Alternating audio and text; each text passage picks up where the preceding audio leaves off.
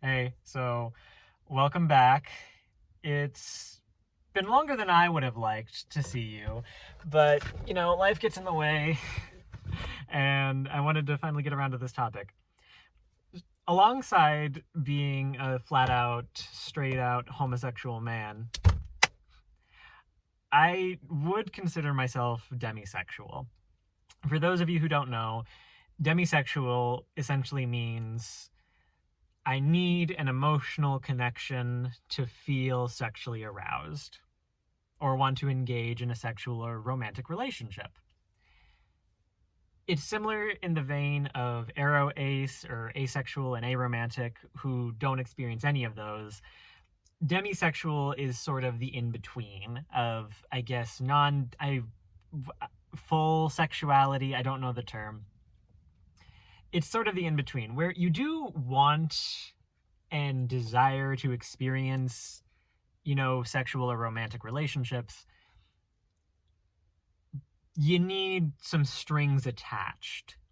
That is how I'm going to say it. You need strings attached when you are demisexual. For me, myself personally, I'm a pretty sexually open guy. I do go on hookups. I have gone on dates. I've had boyfriends where we did some things in not so appropriate places. In multiple senses of that phrase. The thing that I have come to discover as the years go on is that I really do enjoy the mundane and the routine, the average, the everyday, the talking, the hanging out, the working on life and yourselves together. Not in the sense that other people don't do that. It's more so a desired priority, if that makes sense. It's one of those things on the checkbox that has to be checked off. It has to be checked off. There has to be, I have to have known you for a while. I have to feel comfortable and I have to feel safe around you. I have to, beyond those things, feel like this person has a part of me inside themselves. I have to feel like there is something more than just the encounter. It's a vague and odd kind of place because demisexuality, it sounds just like what friendship and love is. Like that's just how normal people work. Like I don't know why we need a specific term for it, right? I don't know why we need to define and categorize ourselves. When demisexuality and demi-romanticism essentially seem like what people do. Oh, you want someone who you are emotionally connected with. Cool. So you want like a connection, and I still see you have sex and go on dates. Why did you need the term? Why did you need the phrase? Here is my opinion on that. Because there is just the possibility, right? Like the way we describe asexuals and aromantic sometimes. It sounds kind of like depression. It kind of sounds like anxiety. It kind of seems like some sort of neuroticism that needs to be undone or worked through or like done away with, right? Oh, and that's not what I'm advocating here for because asexuality and aromanticism are valid. They're sound. Yeah, you just don't want those things. You don't enjoy those things. You go towards things that you enjoy. You go towards things that make you feel good and make you feel fulfilled. Sex and romantic relationships don't have to be fulfilling for everyone. Some people only need a handful of relationships. Other people are very social and can encounter or have an engagement or an entanglement with other people without any hesitation, any regard. Some people just fit in better to the social group that they've had and belong to, right? Some people do just enjoy casual sex more or are more willing to engage in it. The hard part about demisexuality compared to aromanticism and asexuality, which are kind of straight to the point, right? There is a lack of something or there's just an absence of what we traditionally define as regular sexuality. And that's the best way I can put that in that sentence. The hard part is that it does show up, right? Asexuality and aromanticism kind of don't. Like, that's the whole thing. They don't want those things. Whereas demi-romantics do actually want sex, relationships, partnerships, community. Like, they want those things. They want them fully sometimes. And it seems like they're kind of just doing what everyone else already does. So why do we need the term? Apart from my own study of sexuality, the philosophy of sexuality, trans metaphysics in college, there is sort of a nice description. Like, it's a model of description, demisexuality. It says, it gives you an idea of how to conduct yourself in your life. Not because you have to be that way, but based on the array of options, based on the array of explanations, you have been given a term, an idea to define yourself. There is something more fulfilling and, enjoyable beyond sex, right? Or before sex. And I think demisexuality can be best described as the fulfillment before and after sex. Like, sex is a nice part of it. It's not the main goal. I think demisexuality can be best described as always trying to date and socialize with strings attached. With strings attached. Like, some sort of deep, committed involvement, or an emotional vulnerability and willingness. Not in the sense that you just trauma dump on people, but you talk about your life, you talk about your history, you talk about your ideas, your beliefs, your sort of everything. How do I contribute and involve myself with the world? And that's what I want to share with you. How do you show up and involve yourself in the world? How does that sort of align with mine?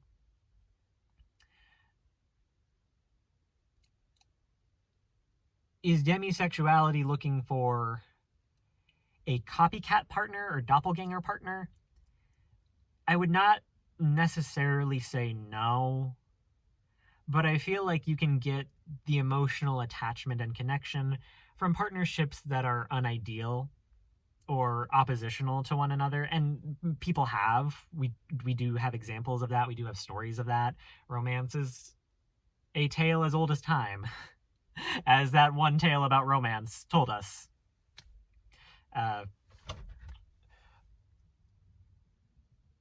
It's hard to describe, because I feel like demisexuality sets itself up for disappointment more than it can ever set itself up for success.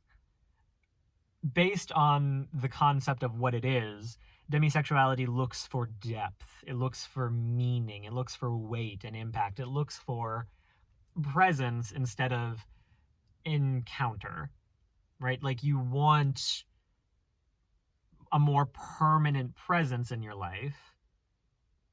It's sort of a minor commitment to monogamy. I say this as I'm sure there are demisexual, polyamorous people, because there are. It's not necessarily an open marriage either. It's more so, I don't like that idea, quality over quantity in this situation, even though it kind of explains it best. Demisexuality looks for quality over quantity. It feels more of a need for quality over quantity. A difficult problem in and of itself, because demisexuality can, like most sexualities in the queer community, sound whiny after a certain point, because we're all lonely, hurt, depressed, or some other disabled, impoverished. Just living our best life through a pandemic that is happening right now. Demisexuality is one of those things where it makes you invest in relationship before sex. It invests in relationship before sex. Which is just asking a lot, because sex bypasses the brain, which is why people desire it and want it. It's an instinct more than it is an idea, right? Sex is an instinct. Sexuality is an instinct for people. And I say that in the sense that, why do you think casual dating and hookups are so common? Because sex is pleasurable. Sex is something people go out of their way to look for and engage in based on a sort of hormonal urge they can't really control. Your sex defines you as much as you can define your sexuality. I don't mean that in terms of male or female. I mean your desire for homosexuality, bisexuality, heterosexuality, pansexuality. Sexuality is something discovered and built upon. The style of your sexuality, like BDSM, like tradwife, like because I think that's a sexuality. As compared to, straight and gay, which tend to be more stylisms at this point. I feel as if there have been plenty of gayer men than me who are heterosexual. I feel like straight, like clean cut in the Grindr community, if you're aware of that term, it sort of means businessy. Straight essentially means pretty normative, whereas gay means deviant. I feel like queer and gay aren't as interchangeable as they seem anymore to me, mostly because queer is the spectrum of gender and sexuality, whereas gay to me sort of means rainbow embellishments, rainbow embroidery. It means sparkles and glitters, as opposed to not that.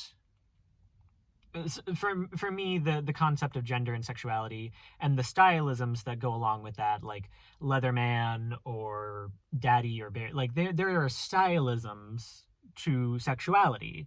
Sexuality comes with a lot of performance. Not drag can be absence of sexuality. It can be absence of the sexuality because it can be about jokes. It can be about the extravagance of the fashion itself. It can be costume, whereas sexuality, you use it to the stylism of leather versus fit leisure, athleisure sort of sexiness. Those are used to enhance and emphasize different meanings in social groups. Leather tends to power, restriction, domination, whereas fit leisure, playfulness, youth, energy, that sort of deal. Drag is show. I know that there have been a realm of drag, sexuality, all that is beyond me. I haven't ever really looked at that stuff because that wasn't what that's still not what I'm into. And I think there are people who can cover that better than I can. Drag is a whole separate realm and comes with a lot more metaphysical complications, ideologies behind it, a lot of theatrical theory. There's a lot to drag, which is why it's so popular and good for people, as it turns out. Drag is its own kind of spectacle, which is why it has been classified so broadly in popular culture. I would not classify drag as sexuality in any way. I would consider it more of a style of theater, of performance, of entertainment. Like, drag is its own genre. And I'm comfortable with saying that. Drag is a genre, not necessarily a sexuality. Going back to that idea of how does demisexuality fit into all of this, when it seems very mundane, mundane to the point of why would we even talk about it? And I think that's mostly because the label is just, it sticks. It sticks. I think people discover that the labels stick. Like they find what works for them. And it's not so much of a demand, right? Like, I'm not demanding you give these things to me. I'm not saying, well, I'm a demisexual and I need this in a relationship. It's not so much like I have special needs, right? It's not a special needs thing. Demisexuality is how I have learned I need to engage, direct, develop my sexuality and project it towards other people, right? I need to feel tension. I need to feel development. I need to feel patience. I'm willing to let things happen slowly and develop over time. It is an expression of self that is more so thrown me into the world as much as I have, explicitly thought, this is what I am. It's more so I've looked up how I have engaged in the world. I have remembered my own memories. What did I like? What did I not like? What was fun? What was unpleasant? What was just not desirable, right? I thought about what I enjoy and what I'm going towards and how I go towards it. Demisexuality is sort of a... Remember, sexuality stems from behavioral theory. Homosexuality just means the sexual behavior between two members of the same sex. Heterosexuality means two members of the different sex. Demisexuality is, as I have seen myself and as I have conducted myself in the world, I would best define myself as someone who prefers sexual encounters and sexual experiences with people I'm emotionally connected to. I feel like there is a bond. I feel like I am bonded to the people that I have engaged with. And if I don't feel that, I kind of feel unfulfilled. I kind of feel disappointed and upset. Like, people need people and people need people in certain ways. It's not as if my other relationships aren't fulfilling. It's that I do have a specific need for an intimate emotional connection. A very fulfilling one. A one full of depth and meaning and challenge, adventure, so on and so forth. Demisexuality to me just... it kind of just feels appropriate, right? It kind of feels like this is how I can best explain myself. I'm not advertising to you. I don't feel like people should advertise their sexualities as much. It's hard not to do if you want to be seen and recognized as a queer person.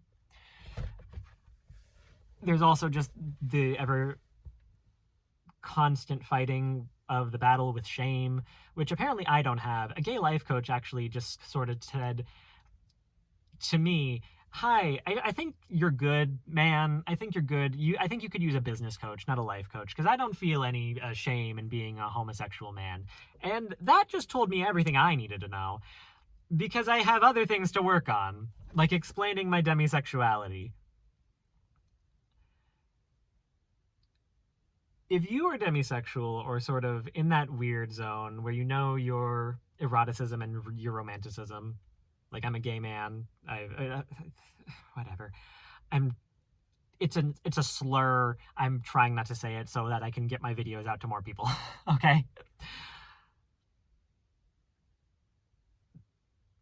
If you're in that weird zone of finding out your particularities with your sexuality, the best thing I can say is experiment.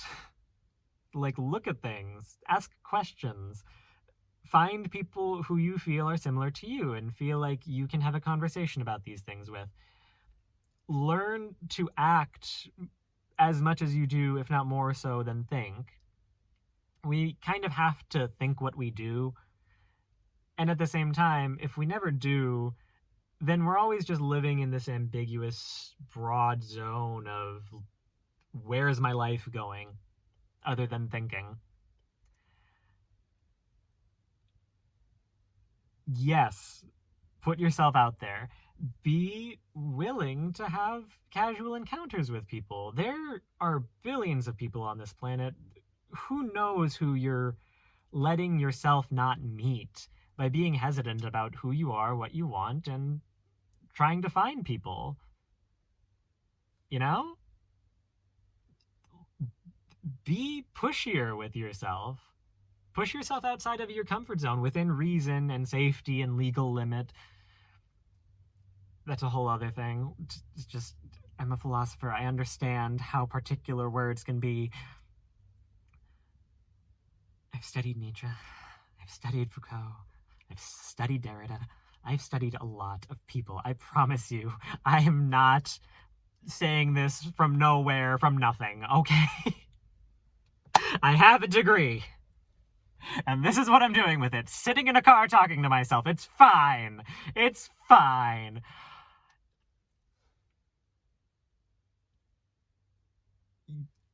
Go on dates. Be uncomfortable. Confess your love to someone, even if it never works out. Learn yourself by enacting and embodying yourself. Learn to be you by doing you. And do that with other people who are doing the same thing. You can only learn about yourself by living your life with other people. You know that idea, it takes a village to raise a child? Well, it takes the village to raise a village. The village is becoming itself by being itself, right? The village is growing and defining itself by coming together as a village. The child needs the village much as the village needs the child to reflect, define, enhance, develop, evolve the village. You can't really define yourself alone. You cannot be the change alone. Nobody is the change alone. Nobody is themselves alone. I've discovered who I am by learning, seeing, watching, developing alongside other people. It's amazing to get to see what other kinds of people there are out there in the world. Because they teach you so much more about who you are, just as much as you teach them about them through you. Right? Everyone is learning who they are. And here's what I'm going to say about my sexuality right now. There are certain things that I've come to discover and realize over the course of many years. I've been out since I was 14. I kind of knew I was into dudes when I was 9. That's going to be its own separate story and video later. And that's going to be a video. There are certain things I'm certain on. There are a lot of things that I'm certain on. Some things that I have become certain on and more certain on.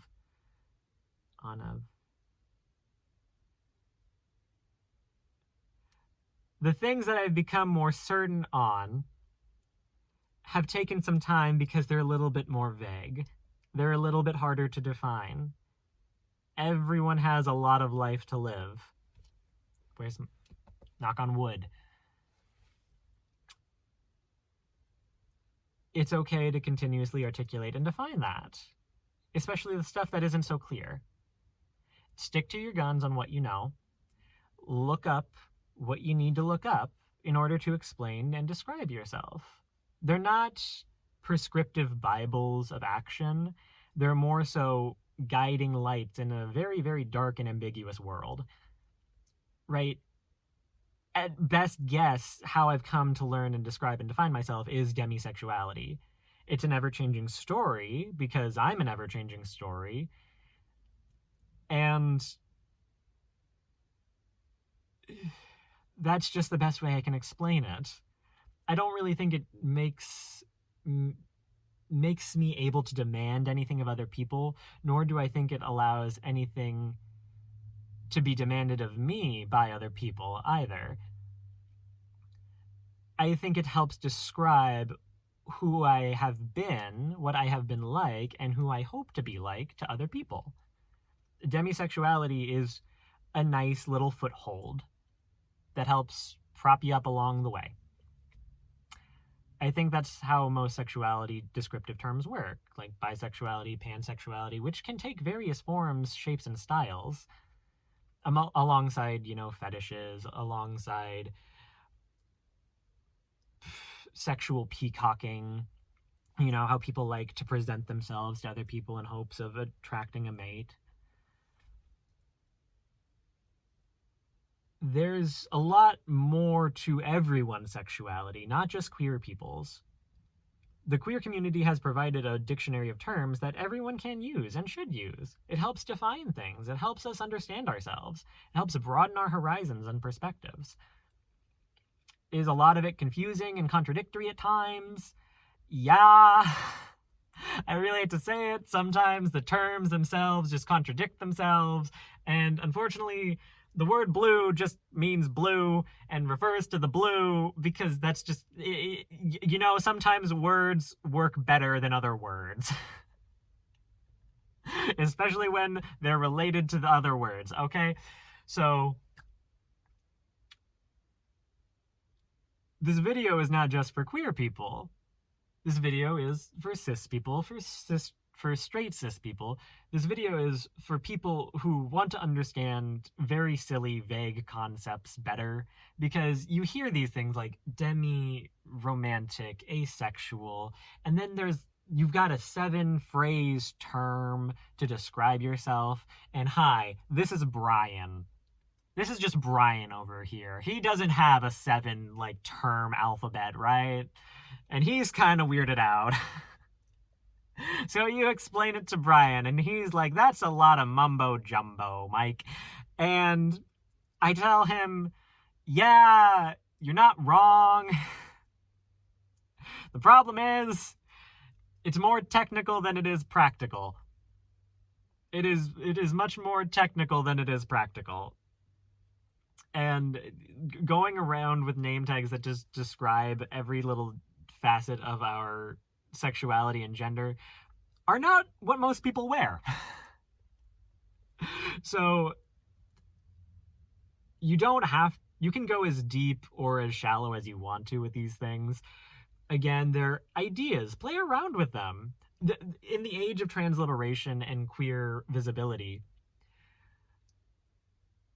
there is only a large plethora of resources that allow people to, better question themselves. And I think something that has come along with that is gender anxiety. Gender anxiety plagues us because now that trans people are more visible, they have more access to resources, and queer people are also sort of getting that more and more now in general too. We live in an age where a lot of people who really were fine with not questioning themselves or thinking about themselves in that way because they had a model, they had a construct, they had a narrative, are realizing that life could be different for them. And life probably is, because life is always going to change. A lot of people see queer people and suddenly now everything is thrown into question, which is sort of a burden on queer people themselves, because I'm not there to be your therapist to help you figure out your gender anxiety while I'm the person still trying to more clearly overcome, articulate, and define mine, because I grew up in a world where I didn't have as many role models as I would like for queer male masculinity. And the stuff that I had was sparse. Sometimes just the stuff that I had didn't fit or didn't align. There's a lot that I had to learn on my own to become who I am today. A lot of people now whose lives have kind of been, steady, simple, clear-cut, are now seeing all this and getting a lot of obsessions about it, right? Like, am I transgender? Is my life really oppressed? Am I not who I say I am? There is sort of part of the backlash, in my opinion, is that now people are seeing that their lives could be different, that there is a version of people that they could reasonably model, right? Like, right, anyone can transition if they want to, and if they want to, everyone can transition. Why don't I want to transition? Why do other people do? Am I actually not living my best life? Am I not living and laughing and loving hard enough? Do I need to fix myself? Am I broken? These questions sort of pop up into your mind. Maybe that's what my life is headed towards. For a lot of trans women, they were just gay men before that. That's how they defined themselves, and they were seen. That's how a lot of them still are invalidated. So when you see these things and you're growing up as a queer man, those questions do arise, and I'm sure they arise for straight or heterosexual men as well, because they could also just become that.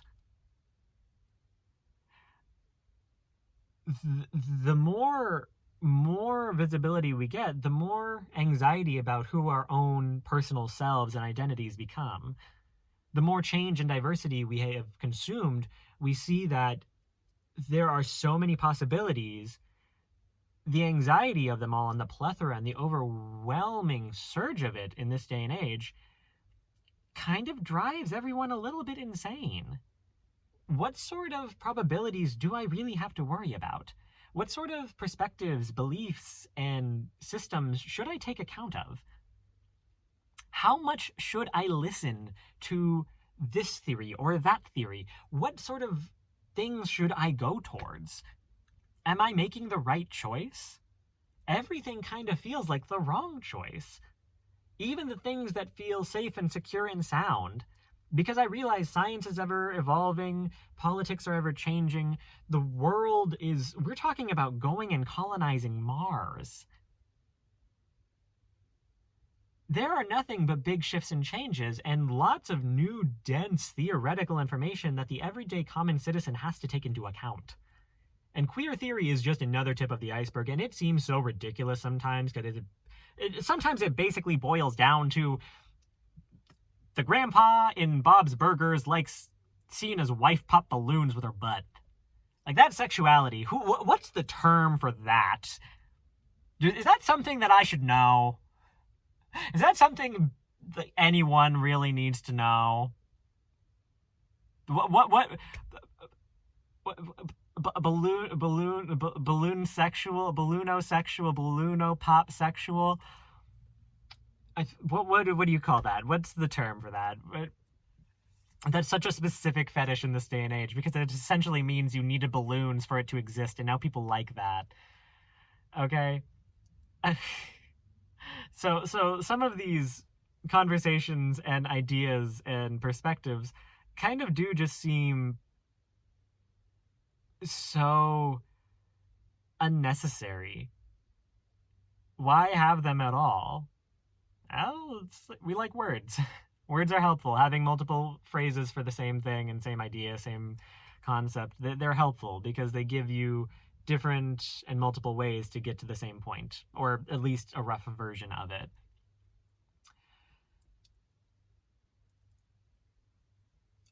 All of that aside, the thing to keep in this perspective on demisexuality and the concept of needing strings attached to not necessarily feel aroused, but feel fulfilled, right? The point is something larger than just a wham, bam, thank you, man.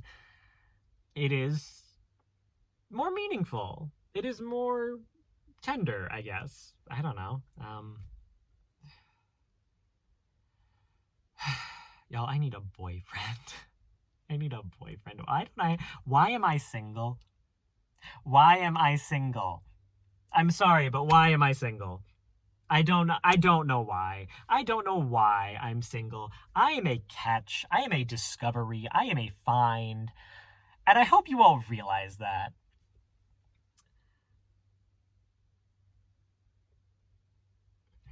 Bring what you can to the table.